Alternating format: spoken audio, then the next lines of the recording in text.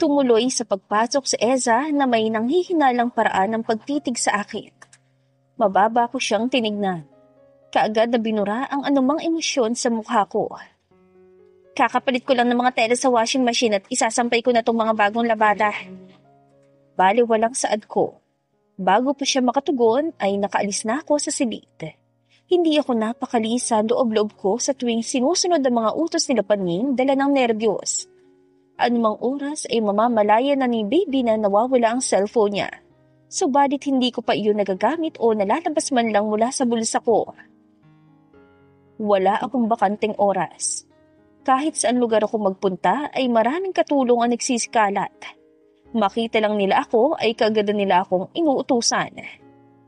Malapit ang umuwi si sir. Yung hapunan, ihanda niyo na sa dining room at wag na wag niyong palalapitin si Audrey sa mga pagkain na. Nagbabantang sigaw ni Paning mula sa malayo. Napangiwi ang labi ko. Tuloy ay pinagtulakan ako ng mga katulong palayo sa kanila. Pilit na pinapatabi na atin mo talaga ay makakahanap ako ng tiyempo na makapaglagay ng lason sa mga pagkain. Pero dahil sa ginagawa nilang iyon, ay nagkaroon ako ng oportunidad na mapag-isa sa wakas. Nagtungo ako sa likod ng mansyon kung nasaan ang tapunan ng mga basura. Naglinga-linga pa ako ng tingin sa paligid kung may tao at guminhawa naman ang loob ko ng masigurong ako lang ang naroon sa lugar. Inilabas ko ang cellphone ni baby mula sa aking bulsa saka iyon binuhay. Abot-abot ang kaba sa dibdib ko. This is a once-in-a-lifetime opportunity. Kailangan ko makontak si Helena at makamusta ang lagay ng anak ko. Hindi ko inintindi ang password, marahil ay may emergency call naman. Hindi ko kinakalimutan ang contact number ni Helena na siyang pinagkatiwala ko sa anak ko. Isa siyang dalagang OFW sa bansang iyon na nakakakilala sa akin bilang isang aktres sa Pilipinas at kalaunay naging kaibigan ko. Hello, sino to? Ang puso ko ay lumampot ng gusto nang marinig ang boses niya sa kabilang linya. Mabilis na nangilid ang mga luha sa dalawa kong mata at napahikbi. Hal, ako to si Audrey. Ilang segundo siyang nawala ng imik bago ko narinig ang pag-iyak niya. Buhay ka! O salamat sa Diyos, buhay ka, Audrey! Nasaan ka na? Ano nangyari sa'yo? Nasa mabuti ka bang lagay? Pumahan ng katanungan na naging reaksyon niya sa kabila ng pagsinghot-singhot niya dala ng pag-iyak. Huwag mo ko alalahanin, Han. Ligtas ako sa ngayon. Nakakuha ko ng cellphone kaya kita natawagan. Pero baka hindi to magtagal dahil kaaway ko may-ari. Puno ng panginginig at taranta ang boses ko. Si Dazel, kumusta ang anak ko? Pwede ko ba marinig ang boses niya? Nasa mabuting lagay naman siya, diba? Nandito siya. Batid kong natataranta din siya sa kabilang linya. Dasi, nandito si mama mo. Mama, salita ka rito. Mama? Bumuhos ang luha ko. Napatakip ako sa aking bibig upang pigilan ng mapahagulhol. Narinig ko ang maliit niyang tinig na nagpakirot sa puso ko. Maya-maya lang ay unti-unti ko nang narinig ang pagnawa niya. Mama? Where is Mama? Audrey, parinig mo ang boses ko. Miss na miss ka na ni Dazel. Hindi siya tumitigil sa pag-iyak kahit anong gawin ko. Hindi pa rin siya nakakabawi sa sakit niya. Kailangan ka niya, Audrey. Hindi ko na rin alam ang gagawin ko. Dazel? Pilit kong kinalaro ang boses ko. Pigil na pigil sa pag-iyak. Mama's here. Can you hear me, baby? Listen to it, Dasi. Mama's here. Gudiyok ni Han, pinapatahan si Dazel. Where? I can see her. I'm here, baby. Dazel, Mama's here and she misses you so much. Pilit kong sinayahan ng tono ng aking boses. Doon ko lamang narinig ang pagtigil ng iyak niya. Mama? Halos mabingi ako sa sigaw niya sa cellphone. Subalit labis ako napatawa kahit papatuloy na nagsisipagbagsakan ng mga luha ko. Kakaibang saya ang bumugso sa damdamin ko. Pakiramdam ko ay lahat ng pagod at sakit ng katawan ko ay nawala na parang isang mahika. Yes, I'm here, baby. I love you. I love you so much and miss you so much, baby. Mama, are you abandoning me? Why aren't you picking me up? Do you hate me? What? Parang gustong bumigay ng mga tuhod ko. No, why are you saying that? Where did you get that idea? I promise you that I'll come back, okay? Babalik ako, mahal. Babalik ako kahit anong mangyari dahil mahal na mahal kita. I will never abandon. Audrey, nasa kanya nga ang cellphone ko. Nanigas ako sa kinatatayuan. Automatikong nababa ang cellphone at napalingon sa pinanggagalingan ng boses. Para akong nakakita ng multo nang makita si Panying, Baby at Davina.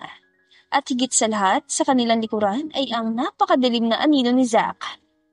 Magnanakaw ka! Umaalingaw ang tinig ni Baby. Galit na nakaduro sa akin habang hawak-hawak ko ang cellphone niya. Sunod-sunod at matutunog akong napalunok. Tinago ko sa akin likuran ng cellphone, natatakot na nakatingin sa galit nilang mga mukha. Kaya pala kanina ko pang hinahanap yan at hindi nakikita. Kung hindi pa sinabi ni Eza na kahina-hinalay ang kinikilos mo kanina, hindi pa namin malalaman. Akin na yan! Mabilis na nakasugod sa akin si Baby. Nagpapang-abot ng kaba at takot sa dibdib ko. Subalit imbes na ibigay ay mahigpit kong hinawakan ng cellphone niya sa akin likuran. Pinipilit makipag-agawan sa kanya. Ibigay mo sa akin na ba? Sa taba ng katawan niya ay kahanga-hanga na nahihirapan siyang kunin ang cellphone niya sa manipis kong kamay. Ang kapal ng mukha mo! Nagulat ako na sumugod din sa akin si Davina para tulungan ang kaibigan niya. Audrey, magtigil ka na! Boses naman ni Panying ang sumakop sa lugar. Subalit wala sa kanila ang sinunod ko. Hindi ko pwedeng ibigay ang cellphone nang hindi ko nabubura ang contact information ni Helena. Masaktan na ako sa mga kalmot, sa bunot at sampal nila ay hindi ko pa rin basta-bastang isusuko ito. Tinangka ko silang kalasan at takpuhan, subalit nabigo akong gawin iyon ng kumpleto. Nakatakas nga ako sa kamay nila Davina at Baby, pero hindi naman ako nakatakas sa laki ng katawan ni Zack. Kaagad ako nanginig sa sobrang takot sa presensya niya. Tila ba may maitim na aura siyang pinapakita ngayon. Madilim, walang anumang ekspresyon ang nakapinta sa mukha niya, subalit sumisigaw doon ang kamatayan. Niyakap ko ang cellphone palapit sa aking dibdib. Puno ng takot siyang tiningala saka makailang beses na napaatras. Hinawakan naman kaagad ako nila Panying sa aking likuran. Talagang tatakas ka pa? Nabingi ang tenga ko. Wala na akong ibang nakikita kundi si Zack. Hindi nakatakas sa paningin ko ang pagtitiimbagang niyang kasabay ng nanlilisik na paraan ng pagtitig niya sa mga mata ko. Unti-unti ay bumaba ng paningin niya sa yakap-yakap kong cellphone. Sandali iyong pinakatitigan bago muling nag-angat ang paningin sa akin. And who the fuck are you contacting just now? May pambabanta. Nanggagalaitin niyang tanong sa akin. Para akong napipi at hindi makapagsalita. Di paghinga ay hindi ko magawa. Kahit magkapatayan na ay hindi ko sasabihin may anak kaming dalawa at siya ang tinatawag ko ngayon. Hindi ko itataya ang buhay ng anak ko sa klase ng relasyon na meron kaming dalawa ni Zack. Answer me, Audrey, or I will kill whoever that. Walang pagdadalawang isip, walang pag-aalinlangan. Itinaas ko ang cellphone at bumuwelo ng malakas bago buong pwersang tinapon ng cellphone sa sahig dahilan upang mawasak ito sa ilang piraso. Hindi pa ako nakontento. Bago pa sila makareact ay pinagtatadyakan ko ng screen ng cellphone upang tuluyan itong mabasag at masira. Ang cellphone ko! Tunog na kinakating na biik na napasigaw si Baby. Nakakilos naman si Panying, malakas akong tinulak para matigil sa ginagawa. Dahilan ng pagkahulog ko sa semento. Walang hiya ka!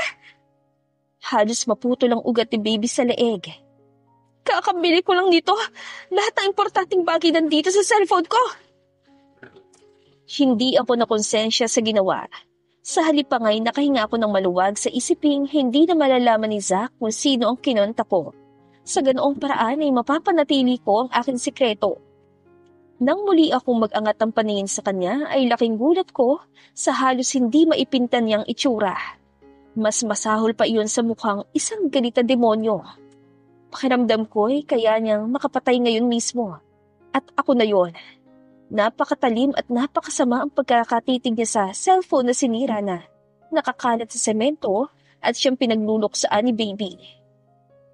Sa maikling panahon ko siya nakasama ay ito ang unang beses na nakita ko ang ganong itsura niya.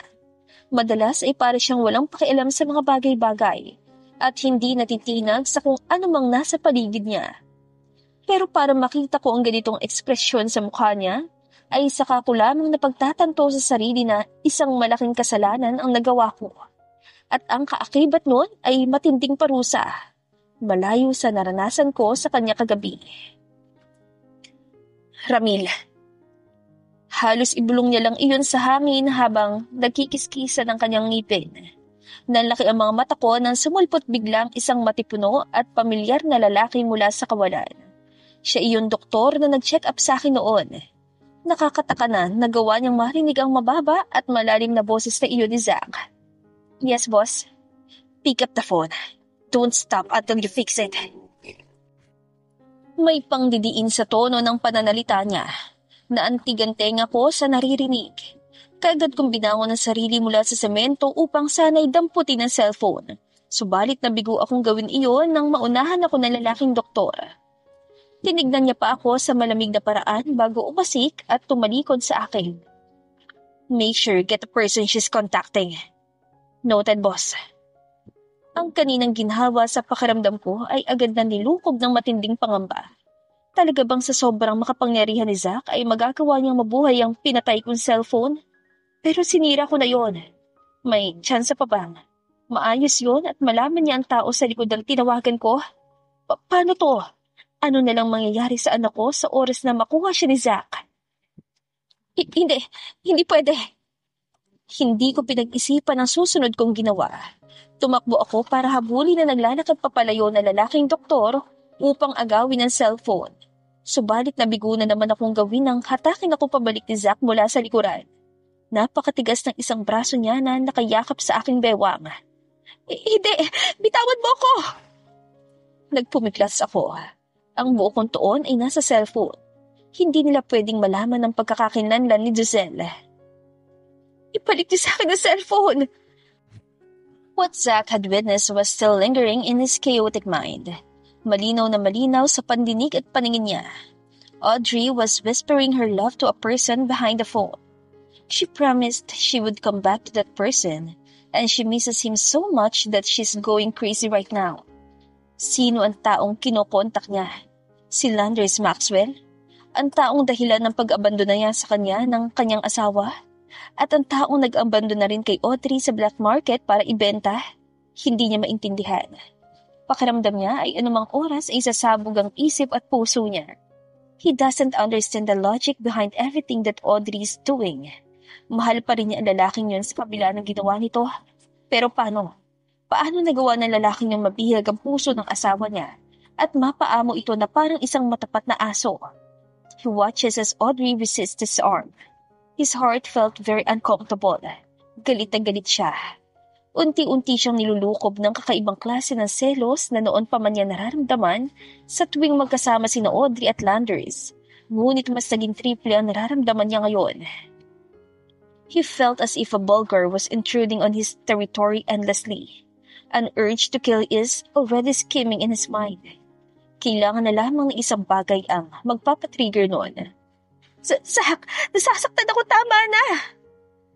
Bumalik siya sa huwisyo. Huli na mapagtanto niyang kinakaladkad niya si Audrey papasok sa loob ng mansyon. Partikular, paakyat sa kanyang kwarto. His bedroom now is different from his and Audrey's bedroom before. Hindi niya lang masikmurang matulog sa kamang iyon matapos na nangyari sa nakalipas na mga taon. Para lamang papel si Audrey sa sobrang gaan ng katawan nito at sa lakas ng taglay niya. Nang itapon niya ang babae sa kanyang kama, ay agad itong tumilapon at napadiretso ng higa. He took that as an opportunity to position himself on top of her. Zach, ano? Without further ado, he torridly kissed her lips like a maniac. Kada pagbubuhol niya sa dila ng babae ay ang marka ng kanyang pag-aangkin dito. Pakiramdam niya ay binabaliw siya ng nararamdaman niya ngayon. This is very unlikely for the billionaire Zach Saavedra, whom he knew before. Noon ay napakakalmado niya na halos wala siyang ibang nararamdamang emosyon. Madali lang sa kanya ang magkontrol ng sarili at panatilihan ng kapayapaan sa isipan niya. Pero simula nang dumating sa buhay niya si Audrey, lahat ng iyon ay nabago. Nawasak ang pagkatao niya nang dahil lang sa pinakasalan niya ang babaeng ito. She's ruining his life all over again. Kadat ng paghahabol ng hininga ni Audrey ay siyang pag-atake niya. Master, please! He can see how she's trying to appease him. But still, the words he heard earlier. Yes, I'm here, baby. I love you. I love you so much and miss you so much, baby. I promise you that I'd come back, okay? Babalik ako, mahal. Babalik ako kahit anong mangyari dahil mahal na mahal kita. I will never abandon.